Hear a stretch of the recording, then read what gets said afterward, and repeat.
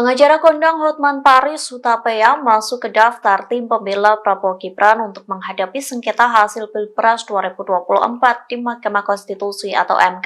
Terlebih Timnas Amin hingga kubu Ganjar Mahfud telah mengajukan sengketa tersebut ke Mahkamah Konstitusi. Dikutip dari tribunnews.com, hal tersebut disampaikan oleh Wakil Ketua TKN sekaligus Ketua Tim Pembela Prabowo Gibran, yakni Yusril Iza Mahendra, yang mengatakan nama Hotman Paris masuk daftar puluhan anggota tim kuasa hukum Prabowo Gibran di MK. Pihaknya mengatakan tim kuasa hukum Prabowo Gibran sudah siap menghadapi gugatan yang sudah didaftarkan oleh paslon 01 dan 03. Yusril mengatakan pihaknya akan menjawab satu persatu tuntutan yang disampaikan kubu rivalnya. Ia pun meminta agar para pendukung Prabowo Gibran tidak perlu khawatir. Hotman Paris juga mengonfirmasi bergabungnya menjadi tim kuasa hukum Prabowo dalam Instagram pribadinya pada Sabtu 23 Maret.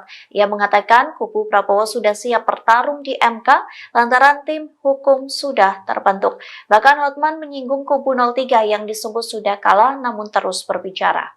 Download Tribun X sekarang, menghadirkan lokal menjadi Indonesia.